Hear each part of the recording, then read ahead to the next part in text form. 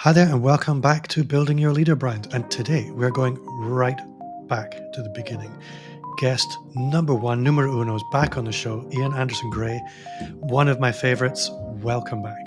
Thanks, Bob. Yeah, I can't believe I was the first guest, and now I'm back. I'm excited to see what you're doing here with this podcast and this new direction as well. I think you probably not only have you been my very first guest, you're probably one of the only people who's been back pretty much every year and sometimes more than once a year since then. And I think that's a really clear reflection that for me, you've been very helpful in me moving past some of the psychological issues of building a strong leadership brand. It's not easy if you're a shy introvert like me, and I think also you in many ways. And also seeing how you move around our ecosystem and how the world kind of rises up to support you in that is also been a really, really strong role model for me that, in simple terms, nice guys can win. And we could probably speak about that a little bit today. But you're doing some new things. You're really well known as being the confident live video guy. And we're going to be talking about that a little bit today, but we're also going to be talking about a lot of these newfangled gizmos that the kids are talking about. But for the listener who's meeting you for the very first time, can you maybe just tell us a little bit about who you are, where you are, and what it is you are actually focused on right now? Oh well, how long have you got? I mean, my background. Originally I trained as a professional classical singer, so like music's been a big part of my life. Performing, even though I'm a shy introvert, like getting on stage gives me that buzz. It allows me to. I just love communicating and impacting people's lives. And I think I realized a few years ago that my purpose, if we want to call it that, is to be this catalyst for the transformation in people's lives. And it was through singing and performing. It then was social media and making things simple, because one of the things that frustrates me is when some people make things overly complicated.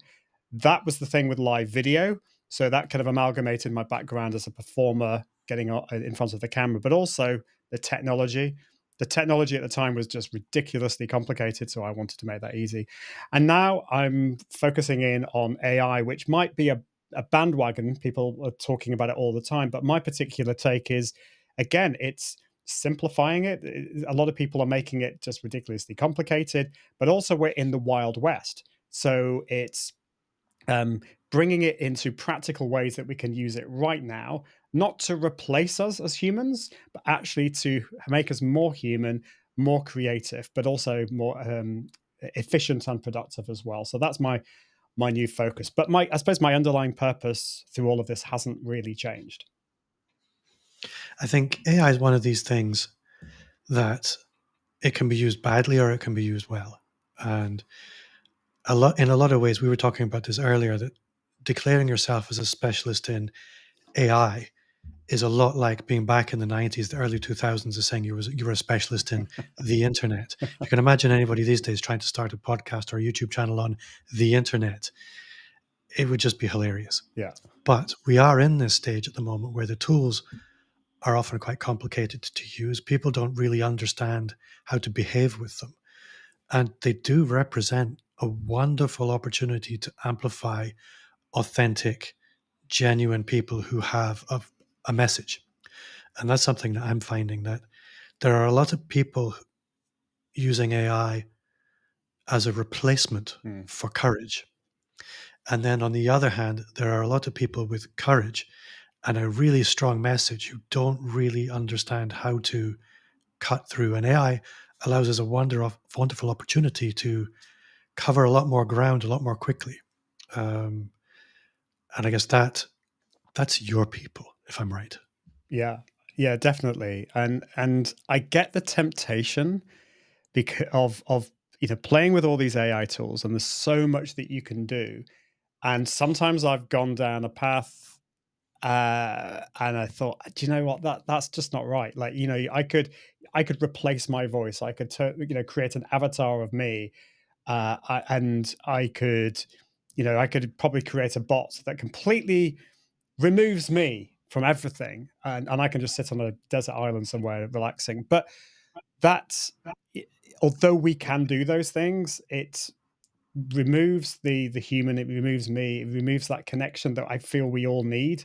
And we could have like a big long conversation about, well, does it matter whether you're having a connection with an AI bot or not? You know, people are falling in love with the AI bot, but I think as human beings, we do need that human to human interaction, and I feel that AI can be used to help us to do more of that. It can get rid of it can help with the process and the administration, and even help us with creativity and ideas, or getting the jumbled thoughts that are in our heads into some kind of coherent list of things. So that's where I'm at with all of this.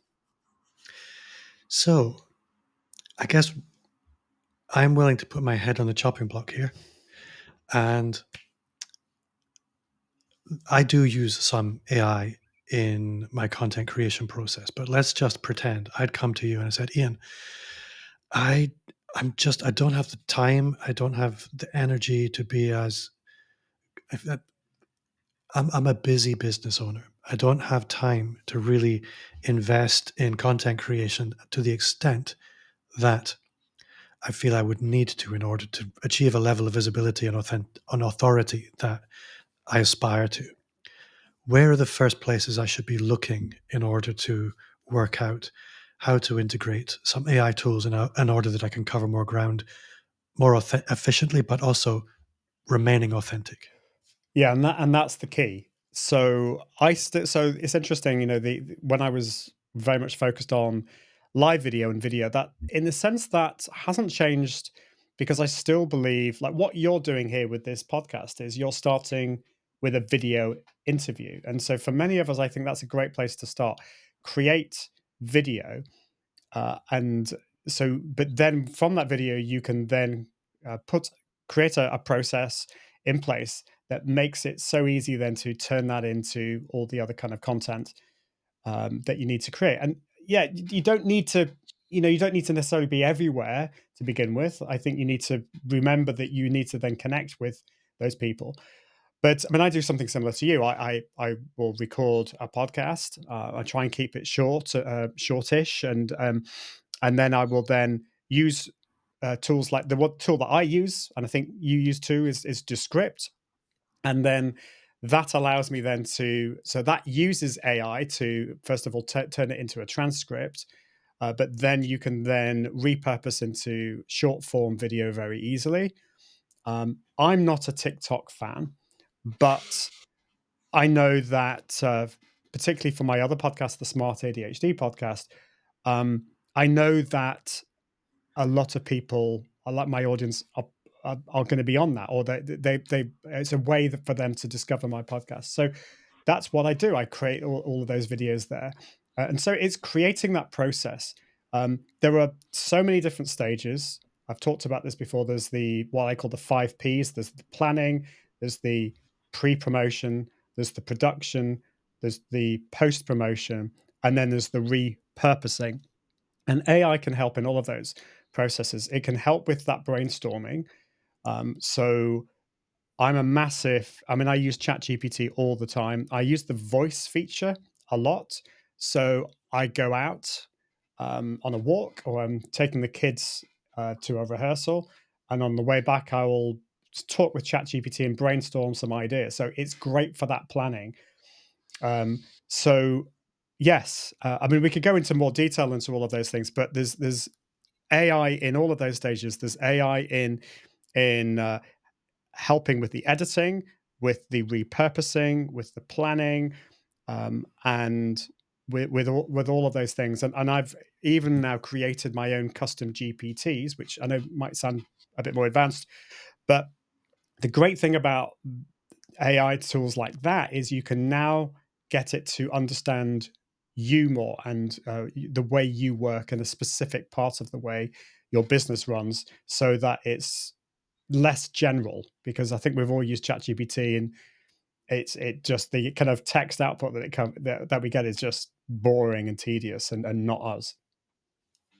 I discovered something funny with ChatGPT the other day because back in the day when ChatGPT was new, we were told every chat in ChatGPT was firewalled from all the other chats. I've discovered that's not the case anymore. I realized ChatGPT, because I've been using it for pretty much since it came out, it now knows me really well. I asked it just on a whim to create a personal manifesto for me. And Mm. with one line, I'd like you to have a go at creating a personal manifesto for me. It nailed it. It created a personal mission for me that I thought was wholly aligned with who I am Mm. and what I'm for. I was blown away by that. Um, it's becoming really, really powerful. What you described there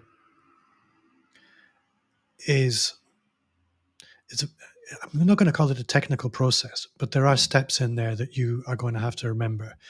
And a lot of business owners, in particular, they like to they will often resist prioritizing anything that isn't revenue generating Mm. activity. Mm. And I think what I like about what you described there is to pivot back to a Gary Vaynerchuk. I don't know exactly where he said this, but he said every business should be 80% media, 80% whatever they do for money, but they should be 20% media company if they really wanted to thrive. And people struggle with this 20% media company because they don't know what action to take. And what you described there is almost a prescription. Step one, step two, step three. Just do these things using AI tools to enhance your creativity and to enhance your productivity and allows you to get fulfillment from that 20%, which I think a lot of people historically have struggled with. Because if you ask a business owner to write a blog post or just go out and make a YouTube video, it's not going to happen. But if they've got a process to follow to trigger ideas, to then act on those ideas fairly efficiently, and then repurpose those ideas into 5 times more value than they were previously getting, now that's something people feel like is worth investing in. Yeah. Um, Yeah, definitely. And I mean, this comes from my own struggles and experience with this. You know, I started blogging back in 2011, and I had about 3 or 4 blogs that went viral. They were really good. I managed to, put so much effort into them. But the problem was I couldn't keep doing it at that pace. Blogging was really hard for me. Creating content was really hard. Like live video, I could have been the reluctant live video guy. We've talked about this before. And video content, I don't wake up in the morning. I didn't wake up in the morning and say, "Oh, I want to create a video today. I want to get on camera and I want people to see me." No, like that. Historically, I didn't want to get on the camera. I just want to, but I have these ideas. I have passion in what I talk about in my business. And so if I did not have this process, if I didn't have a plan, if I didn't know why I'm doing this, then I just wouldn't do it. It just would not yeah, happen. I want to I might not like Instagram Reels and TikTok, but I know if I'm to reach new audiences, then I need to do that. I'm not going to create that content because I particularly want to, but because it's in the process and I have a structured way of doing it. And so, yes, I've spent a lot of time with the process, but with that, it means that I've got content coming out every single week on YouTube, a podcast, TikTok, Instagram, Facebook, everywhere. So that and yes, I mean there are aspects of it that still take a bit of time, but because of that process, it speeds it up so much more and allows me then to to focus on just being me in front of the camera and connecting with my audience and my customers and clients. so what I hope the listener is seeing, and I'm going to amplify this in a moment, is a pathway to simplicity with AI. I think really that's the goal here. And if we take me, for example, I struggle with scripting videos and then executing on a script. I know I can do that. I could generate a script with AI. But what I can do is create a persona for my ideal client. And then I can ask AI, relating to this topic that I have in mind, what are the main pain points people normally have?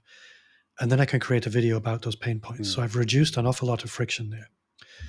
With live streaming, for example, I often struggle because nobody shows up to my live streams. I think everybody can relate. So what do you talk about? Well, you can ask an AI tool to ask you questions. Give me 20 questions I should answer on mm, live stream. You've got some stuff to do now. You've got content you can create and subsequently, as you described there, repurpose. I had a podcast guest, and I'm likely to do this again today, um, who was very high profile. And I was a bit intimidated. So I told ChatGPT, I'm speaking to this person. They've written these books. What are the questions I should make sure I ask this person on a podcast interview? And I thought, I'm Bob Gentle. I don't need this. But I did it. Those questions were gold. I would never have thought of them. This person thought I was an amazing interviewer. I didn't go through the list. What I want people to take away from all of this is people aren't at any stage of what you're describing or what I'm describing meeting or engaging with an AI tool.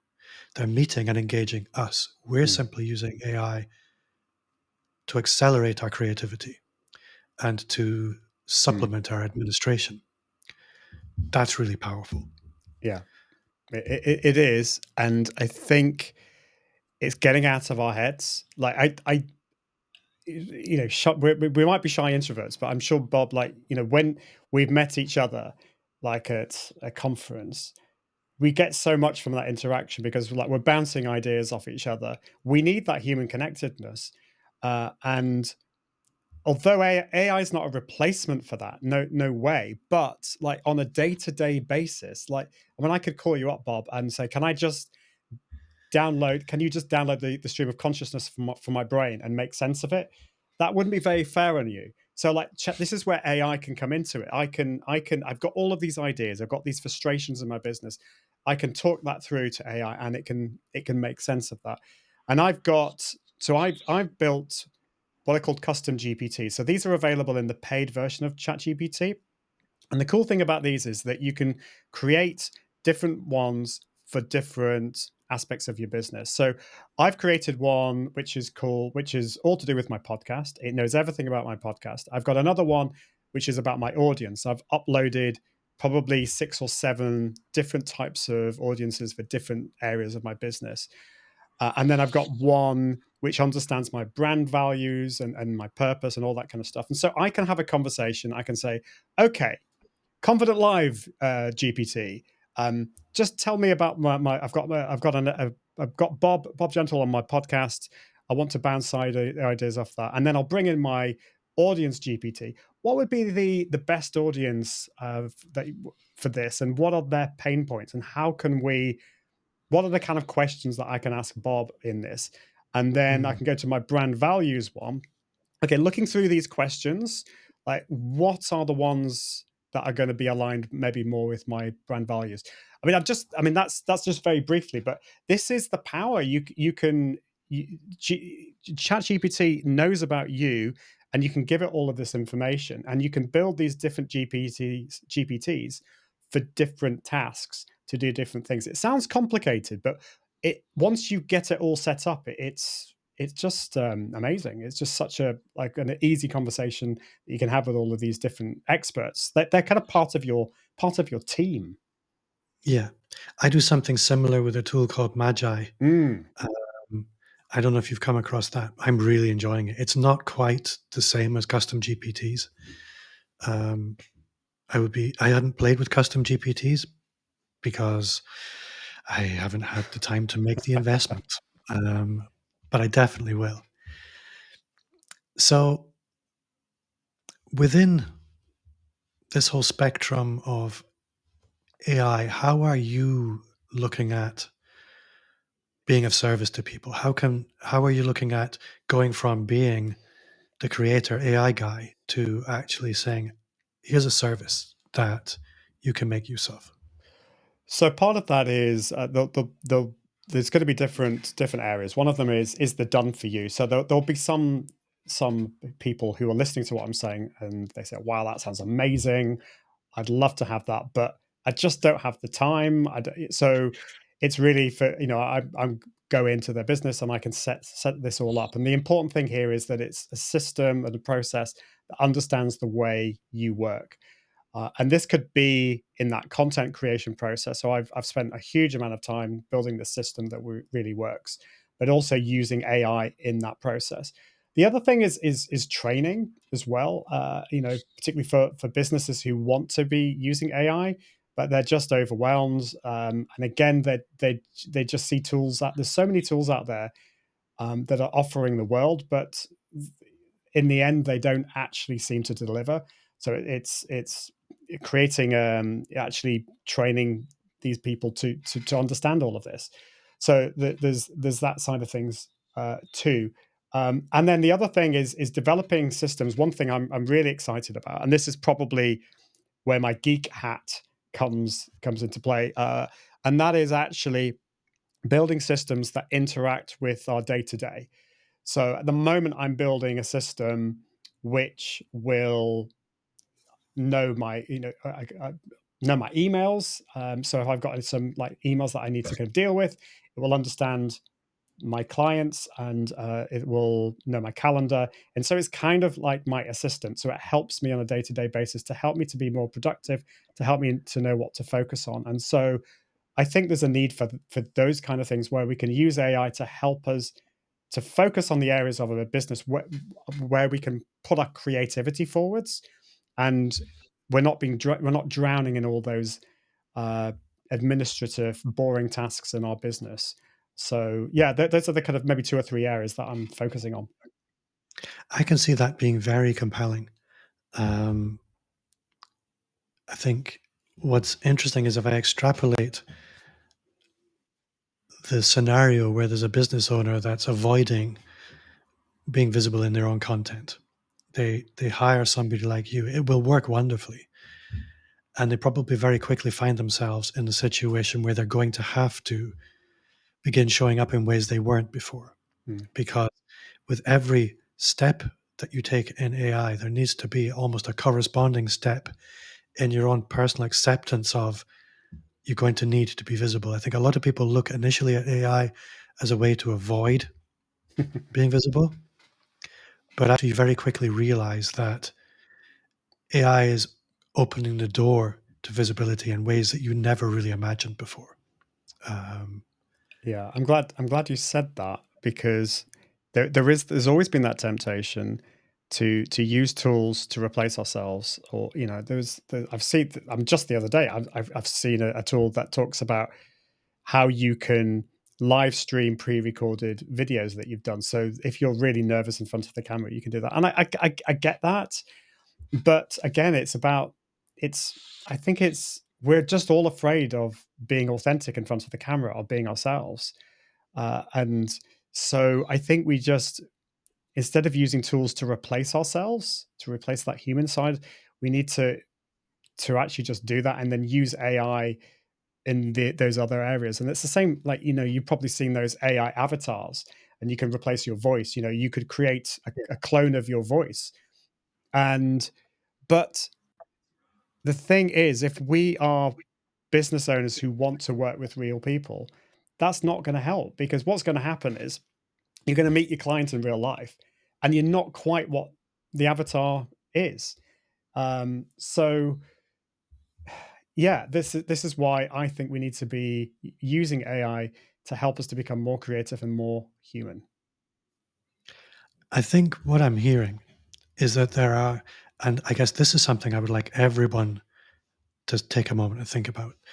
There are products in every market that address fear and your desire to avoid certain things. AI avatars are a perfect example of this. You don't want to make the investment of time. You don't want to make the investment in courage and becoming confident. So you replace that with something else, a fake, a clone, a copy.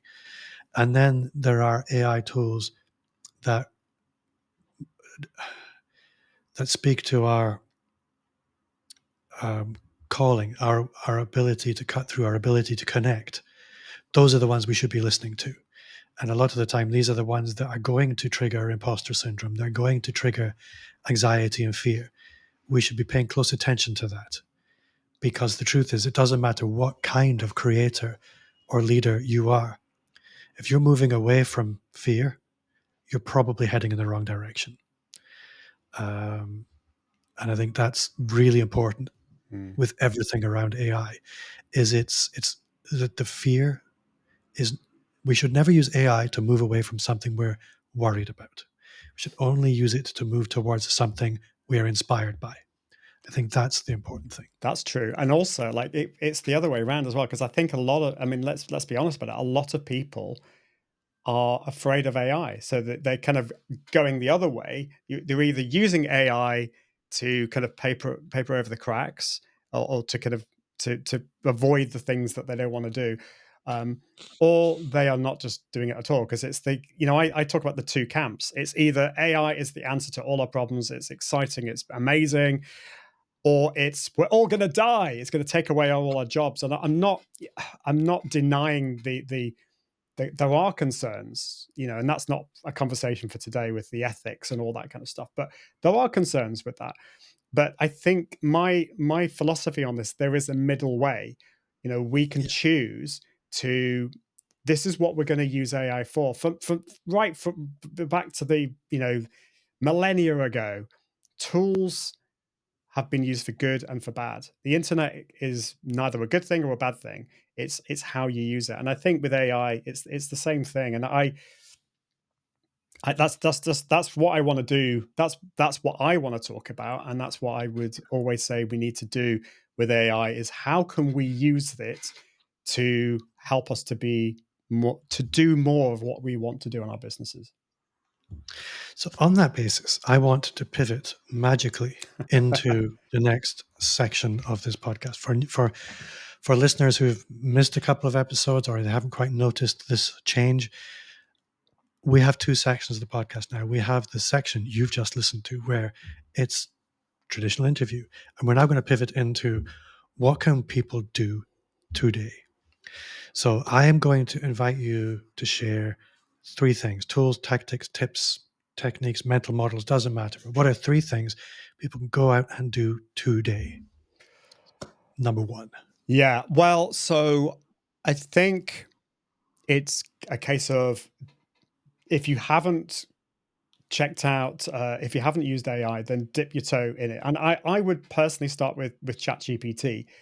And there are certain parts of that you've alluded to, Bob. You know, there's the fact that now it does remember you, remember parts of it, because particularly with the paid version of ChatGPT, you have memory. It retains that information. So do check out that. Make sure that it's remembering the right things about you. Also check out the custom instructions bit. So in ChatGPT, if you click on the settings, you've got an option to what do you want to know about me, and how do you want to respond. Spend quite a bit of time on that so that it knows exactly all about you, um, and and also start to kind of really think about the prompts that you're putting in. So what I see a lot of people doing is that they're treating it like a search engine. So Mm. write me a blog post about cheese. Well, it's not going to be a very good blog post. You need to spend time refining that. And in the future, AI will get a lot better at this. But what I would say is give it already knows about you, but you need to tell it your audience. And actually, I wouldn't actually ask it to write a blog post. I would ask it to give me some ideas. What's the best structure for a blog post that I want to write about this? Give me some ideas on that. And another thing is you can then ask me any questions that will help you to do a better job in generating this. So it does take a bit of time to get used to it, and to do that. This second one, you've already mentioned, and there are so many different tools out there. I mean, in terms of large language model AIs, we've got ChatGPT, we've got Claude, we've got Google Gemini. There are other types of tools like Perplexity, which I love, which is like Google search on steroids. Um, but there's a lot, and you could end up paying for all of those. The tool that kind of brings a lot of those together and even integrates with image generation tools is Magi, and that's created by a friend of mine, Dustin Stout, who is amazing. And it's really, when I say it's great for beginners and for people dipping their toes in AI, that kind of does it a disservice, because it's actually a very advanced tool as well. But it's done in a simple way. It gives you access to all of those different tools. It's relatively cost effective. Well, it's particularly if you compare to paying for each of those tools individually.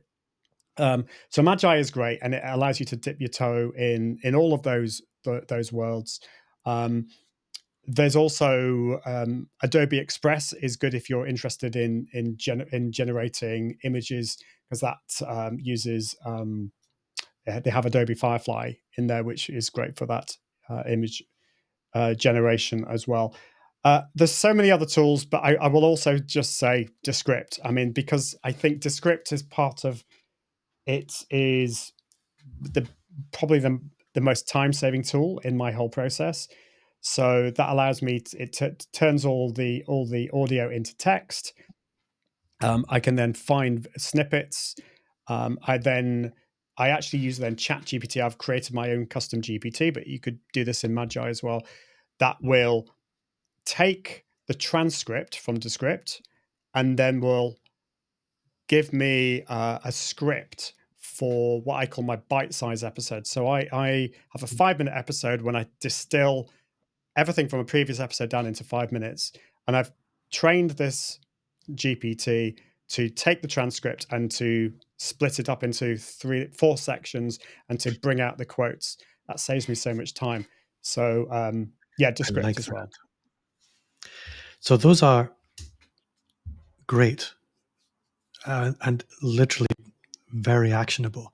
I think the one thing that you mentioned that I want to lean into a little bit is training any AI tool.